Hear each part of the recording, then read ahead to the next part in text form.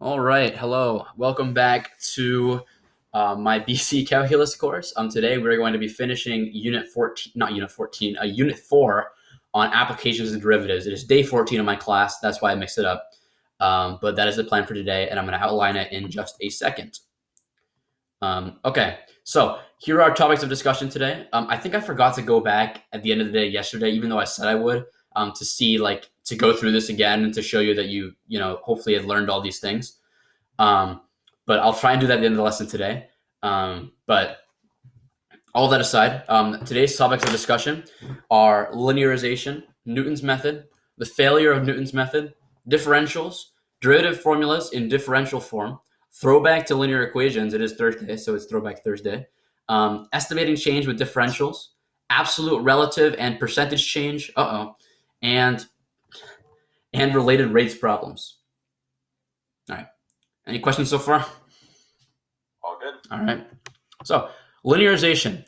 If you were to find the equation of the tangent line to a function through a point where x equals a, you have found the linearization of f of the function at a. Sound good? Yeah. All right. Linearization is useful because the tangent line very closely models and matches the function near the point of tangency. Lines are much easier to deal with than crazy functions. So using the linearization to get a good approximation of a function near the point of tangency is a useful tool. Not maybe, it is a useful tool. Mm-hmm. Henry and I talked about this a couple of minutes ago, but for YouTube, that's the basic idea. All right. It's super easy to figure out the equation for a tangent line. I don't know. I said what will be using derivatives. I meant to say with using derivatives. I don't know why I said will be. It is super easy to figure out what the equation for the tangent line will be. Oh, geez, I had a major brain for a moment. I did say that right the first time. I said that right when I wrote it out. It is super easy to figure out what the equation for a tangent line will be using derivatives. To Jamboard very quickly. All right. So if we have some, geez, my computer's acting up today. Ignore this. All right. So if we have some weird function, all right, all we need to find the equation of the tangent line to a point, all right, are the coordinates of that point, which I'll say are x sub 0, y sub 0, all right, Mm-hmm. and the derivative at that point, all right, Mm-hmm. and I'll explain why, all right, because all a tangent line is a line that goes through the point we're talking about with a slope that is equal to the derivative at that point. That's all. That's our definition of a tangent line, right? Mm-hmm. So we have all the information we need to know. The slope is equal to the derivative at our x-coordinate.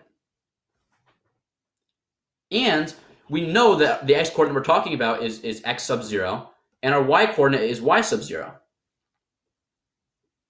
All right? Yeah. Cool. Sometimes you might see the y in a textbook written as just, instead of y of 0, you'll see f of x sub 0. But obviously that's the same thing. All right, cool. So we have everything we need to make an equation for a line from point slope form, right? Because the point slope form of a line, you find it by taking a point on the line and its slope, right? Point slope form is written in y minus your y coordinate that you know, which is y naught, and the y sub 0 with the 0 below it, we sometimes call it y naught, equals your slope, and our slope in this case is the derivative at our x coordinate times x minus the x coordinate we know. This is point slope form of a line. Do you remember that? Yeah. Cool. All right. So do you see how this is the equation for our tangent line in point slope form? Yes. All right. If we wanted to get y on its own, right, y is equal to a function of x, right, we could just add y naught to both sides.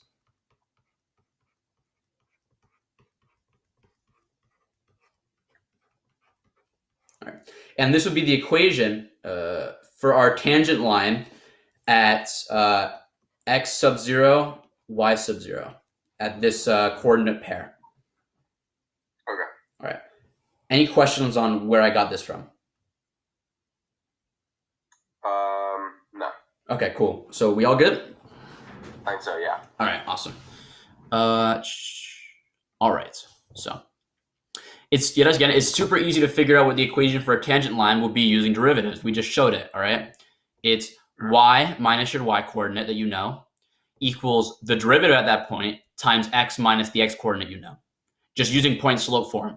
Because we know the coordinate, right? We know the coordinate is the point where the line and the function intersect, which is the point of tangency. And we know the slope of our line is just the derivative at that point. So we know everything we need to find the equation of a line. Okay, yeah.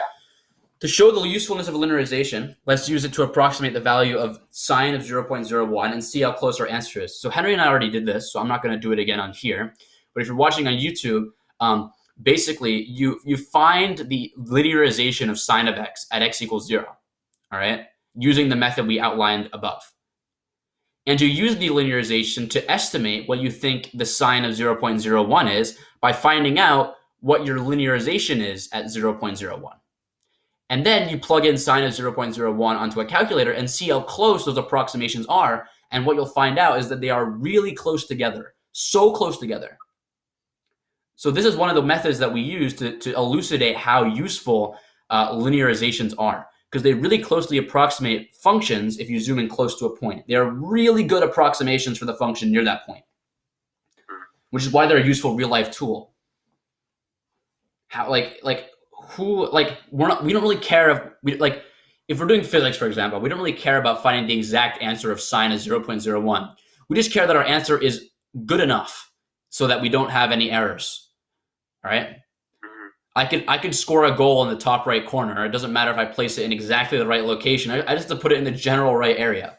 Same with physics. So if I can get an approximation that will get me within an area that I want, I don't care if it's the exact right answer. It's still going to get me what I want. And it's easier to find this approximation than it is to find the actual value of sine of 0.01 or any other thing. So that's where the usefulness of linearization comes into play. Any questions? No, that makes sense. Cool. All right. We often denote the linearization of f at a as L of x, L for being linear. Okay. The approximation that the linearization is approximately equal to the function near the point of tangency, where x equals a, is the standard linear approximation of f at a. So when you say L of x is approximately equal to f of x near the point of tangency, what you're doing is you're establishing the standard linear approximation of f at a. Okay. And the point x equals a is the center of approximation, right? The point of tangency is your center of approximation. Okay. Which makes sense, right? Because that's where the line is exactly equal to the function. So around it is where your approximation is going to be useful. So the point of tangency is your center of approximation. Yep. Okay. It's also vital to note that as we move farther from our center of approximation, the approximation loses accuracy rapidly. So our approximation becomes no longer useful the farther we go away from our center of approximation. And I'll go back to the sine of x example, right? We could find the linearization of sine of x at x equals 0 by using the method we did before, right? The coordinate is 0, 0, and the derivative at 0 is cosine of 0, which is 1. So our equation for the line will be y minus 0 equals 1 times x minus 0. And obviously you could just say this is equal to y equals x, but I just want to write out that more complicated definition to show you how the rule we showed from earlier still works here, all right? So you'll notice that although we said this line is a really good approximation of sine of x near the point 0, 0, it loses accuracy the farther we go away. Because it matches this line matches the slope near this point, but the derivative changes the farther we go away. So it no longer approximates the function the farther we go away. So if I use this linear approximation to approximate the value of sine of 4, wouldn't it be a horrible approximation? Yes. My approximation for sine of 4 using this line would get me 4, when in reality, it's like negative 0.795. All right? So this would not work. Yeah, exactly. So the point is, these approximations only work if we're close to our center of approximation. I will also note, if I want to approximate the value of sine of 4, I could make my center of approximation pi if I wanted to. All right? So let's do that, actually. So at this coordinate pi, 0, my line of tangency would be y minus 0, because my y coordinate is 0, equals the slope there, and the derivative at at pi is cosine of pi, which is -1, right, times x minus whatever the x-coordinate is, pi, all right? Okay. So if I wanted to approximate the value of sine of 4, I could just make my center of approximation closer to 4. And it's not the best approximation, but it's still a pretty good approximation, all right? So that if it asks you to find the approximation for a certain value of a function, the point is just make your tangent line close to the point you're trying to approximate, because only then will you actually have a decent approximation. Yeah. Using y equals x to approximate the value of sine of like anything, sine of 15, look how horrible of an approximation that is. However, if I used, for example, if I made my center of approximation at 14.5, it'd be a decent approximation.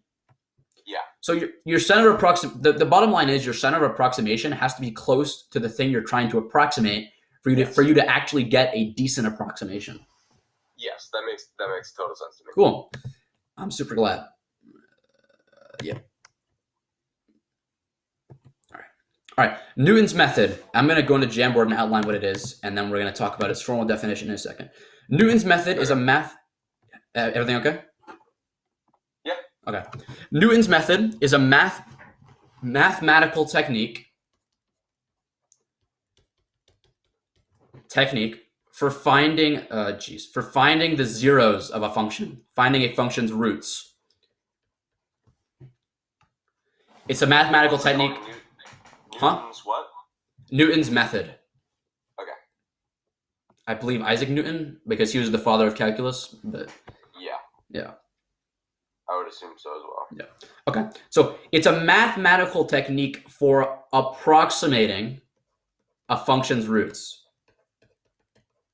Because yet again, if we can find a good enough approximation, like why would we don't really care about getting the exact right answer. Yeah. Like, put it this way, if I measured my room to be like 5.5 meters long, it might actually be 5.50001. But like, do I care? No. Yeah, exactly. So it just depends on the situation. Yeah, exactly. In the real world and just anywhere really, approximations do all the work. Like if you measured your room, that would be an approximation because obviously its exact length down to an atom is not the length you've measured. Exactly. Yeah. Everything's an approximation. So approximations are what do all the work. And approximations are good enough almost all of the time. So the thing we're trying to get today is that approximations aren't just laziness. Approximations are really useful and really good because they're easier to find and they're good enough. They're perfectly good enough. Yes. So I'll beat that topic to death, but that's what I'm talking about. So it's a mathematical technique for finding the roots of a function, all right? Mm-hmm. And I'll show what we do with Newton's method. Let's say we had a function like y equals x squared, all right? Step one in Newton's method is to pick an x-coordinate that you think, is a reasonable guess for where the root would be, all right? For this sake, I'm going to pick this point. It's not really a reasonable guess, but I'm just going to pick this point. Your first step is to pick a reasonable x-coordinate you think might be the root of the function. Obviously, the root of the function is over here. Yeah. The next thing you do is find the linearization of the function at that point. And I'm going to do that. And then find where your linearization intersects the x-axis. I'll label this x1. This is our initial x-coordinate, x0. This is our first x-coordinate we found, x1. All right? Yeah. That's step one. And with that x-coordinate, label the point on the function with that x-coordinate. All right? Wait, sorry, what's the point? Oh, I see. Yeah, Okay. yeah. Then we do the same thing again. We find the linearization at that point and find where that intersects the x-axis. And we'll label it x2. And then we do the same process again. And you'll notice each time we're getting closer and closer to where the actual zero is. Yeah. So we just repeat that process over and over again until we get a number that we are satisfied with, an approximation that we think is good. For example, if I had a point here, right, my tangent line would look like this, right? Wherever it intersects is going to be like here. That's a really good approximation. So once I've gotten there, I might just stop and say, that's my answer. That's a good approximation. Yes. So the formal definition of Newton's method is a way to find the zeros of a function through the zeros of its linearizations. That's a complex way. But you see what we're doing? We're finding the zeros of its linearizations and then picking that new point to do the process over again, and that will get us closer and closer to the root we actually want. Yeah, that makes sense. Cool. Any questions? No. Cool. All right. So let's go to this slide and review it. Newton's method is a mathematical technique for approximating a zero of a function with the zeros of its linearizations. That's what I said just now. The process works in the following manner. That's what I said. We pick an x-coordinate that is a reasonable guess for the root of the function, or at least in its general vicinity. We find the linearization of the function at that x-coordinate and find where that line intersects the x-axis. This coordinate will be closer to the root we're looking for. So we repeat the process with the new x-coordinate we found. Rinse and repeat until you arrive at an approximation you are satisfied with. For example, if you arrive at an answer that makes the function equal to 0.00001, that x-coordinate is a super reasonable approximation for the root of the function. So we might say, I'm satisfied, and we end there. And that's perfectly reasonable. Okay, we good with that? Yes. All right. Here's something that I'll derive. It just makes Newton's method a little faster. And I'll show you here in just a second. All right. Let's say we have some function, and we're trying to use Newton's method to solve it, all right? When we pick our first point, right, let's label it x sub 0 f of x sub 0.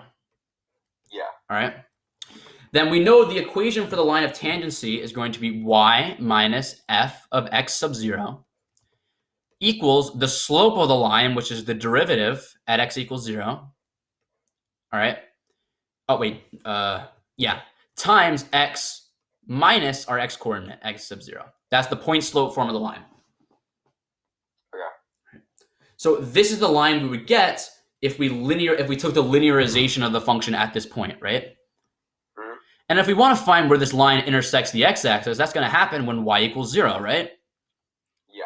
So we can write 0 minus f of x sub 0 equals f prime of x sub 0 times x minus x sub 0.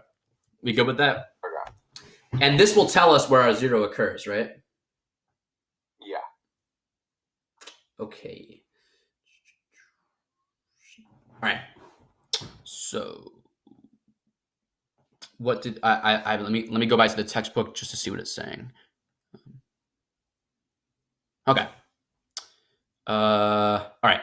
So then we get negative f of x naught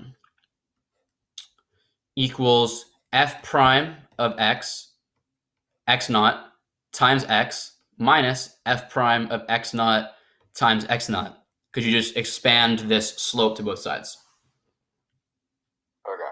Cool. I need to see what it actually says, because I remember that this is the method used to derive it, but I didn't actually practice deriving it before, so I forget exactly what to do next. I'm going to look at the textbook really quickly. Any questions so far while I frantically look through the textbook? I don't think so. Okay.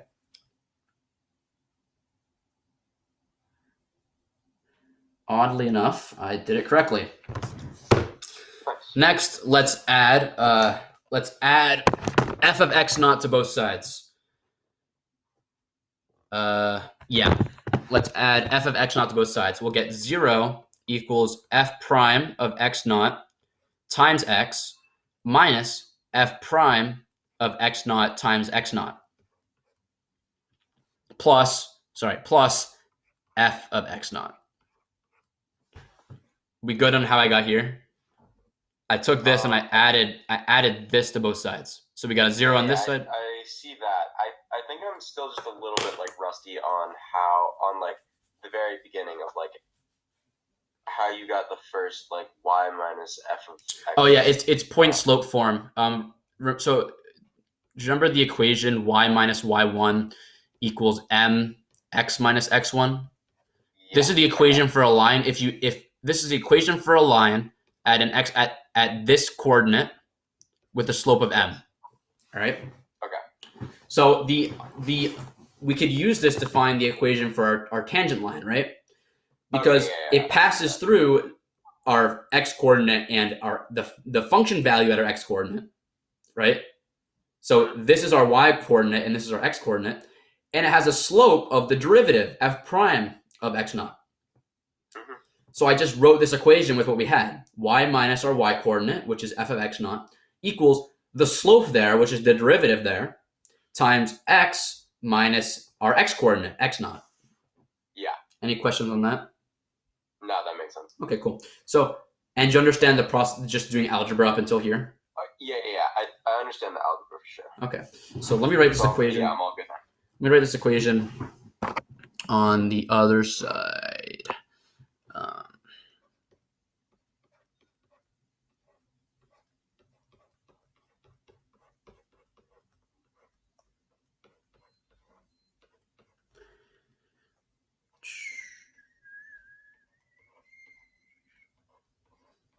All right, I'm going to add this to both sides. And we get... Oh, wait, sorry.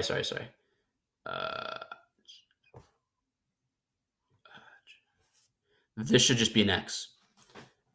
Any questions on this? This is the equation we have from before. I'm going to add this to both sides.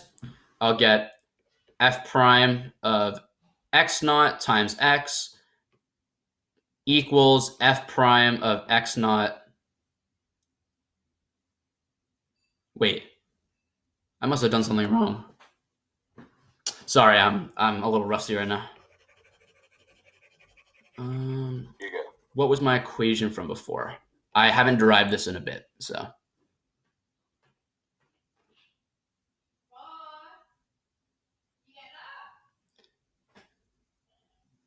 Minus, yeah. Okay, so I messed up a tiny bit, but we're fine.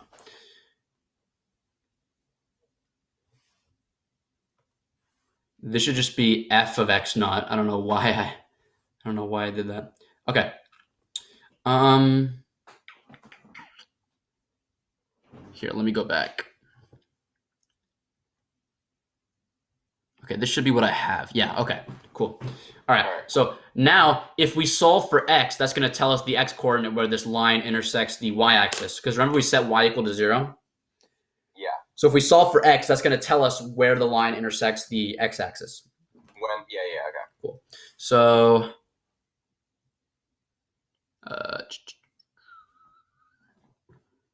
all right. Now you add f of x to... I'm looking at the textbook and what I did, and I'm trying to see where I messed up.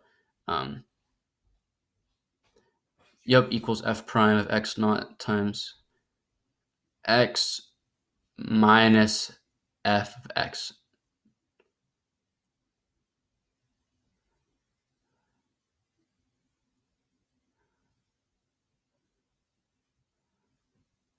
Okay, so we're gonna rearrange this equation. We're gonna add this to both. We're gonna add this and subtract this. When we add this, we get f prime of x naught times x naught on this side.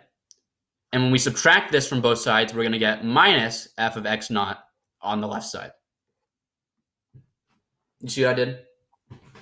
Yep. I added this to both sides and subtracted this from both sides. So on the left-hand side, I'm gonna get this. And on the right-hand side, when I add this is going to become 0. And when I subtract this is going to become 0. So I get this equals f prime of x naught. Cool, I got that. Times x. If I want to solve for x, I just divide this side by f prime of x naught.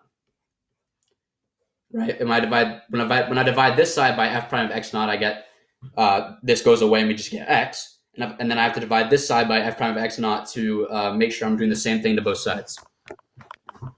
Yeah. Cool.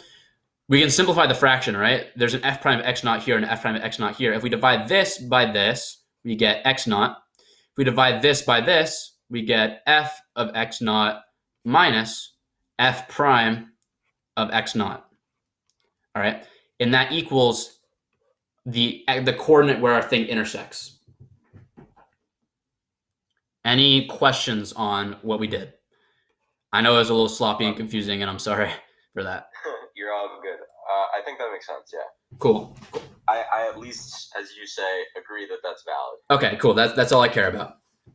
Okay, so we can think about what this is telling us in general, right? It's telling us that if we have some coordinate, right, of a function, right, then the and if we draw our tangent line, the x coordinate where it intersects is going to be this, right? Yeah. Cool. So who's to say that if I choose a point over here that this equation won't also give us the same thing, right? If I chose a point over here, this should tell us what the x coordinate will be when we intersect, because it doesn't matter what point we choose. We didn't specify what x sub 0 is. It could be any x coordinate we want. All right? So this works for any point we choose on the function.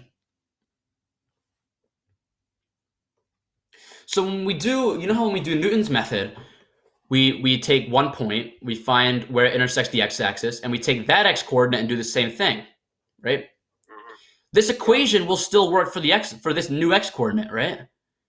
It'll tell us that the next x coordinate, which I'll label as n plus 1, the next x coordinate, equals whatever the original x coordinate was, minus whatever the function was of the original x coordinate, divided by the derivative at the original x coordinate, all right? That's what this equation says. If we want to get the next x-intercept, we take the original x-coordinate, subtract it by the y-coordinate there, f of x naught, divided by the derivative there, and this will give us our new x-intercept. Okay. And this equation, right, it doesn't matter what pair of points we choose. It doesn't matter what our value of x naught is, what our first point is.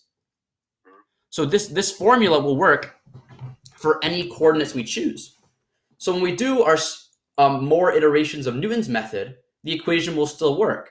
It tells us to get to our next x-intercept, we just apply that formula. We take whatever our x-coordinate is of the point we're looking at, minus the y-coordinate there, divided by the derivative there. Yeah. So this is basically, so the equation we found earlier is also an equation that tells you how to get from your one x-coordinate to the next x-coordinate. Okay. And when you get to the next x-coordinate, you can use this formula again to get to the next x-coordinate. Yeah. So it saves you all the hassle, because this basically just tells you if you want to get to the next x-coordinate, you use this formula. Yeah. All right. Any questions on that? That was a little confusing, and I'm really sorry for that. I think I'm good enough. Yeah. I don't know. I'm like it's like a little fuzzy. It's just like there's a lot going on, and there's a lot of f of x of 0. Yeah. There's just a lot going on, but I think I understand it as well as I could after talking about it for this long. Okay. Okay, and we can always review it. And I'm sorry, today is not my best day, so I apologize for that. Good. Honestly, kind of me too. I'm a little bit spacey right now, so it's like it's not all your fault. It's like a little bit. The idea is we show that this is how we get from our first x coordinate to our next x coordinate. Yeah. Right. So the same formula works for if we want to get from any x coordinate to the next x coordinate. Okay. All right. Using the same kind of process. Yeah. So it just makes doing Newton's method easier. Instead of just doing all the math and finding the equation for the line and then finding the x-intercept, whatever, you can just use this formula to get from one x coordinate to the next x coordinate you're looking for. Yeah. All right. And we can always review that another day. Okay. All right. So let's go back to the slideshow. I took a picture from the textbook that outlines the procedure for Newton's method. It tells you to guess the first approximation to the solution, which is what we said. Pick a reasonable x-coordinate that's a good guess for the root, and use the first approximation to get a second, the second to get a third, and so on, using this formula. To get to the next x-coordinate, use this formula, where x sub n is the x-coordinate you're looking at, and xn plus 1 is the next x-coordinate. Yeah. All right. Any questions? No. Can I go to the bathroom really quick? Of course. This is actually a good place to end the meeting and restart the video anyways. Okay. So I'll do that right now. All right. See you guys in the next video.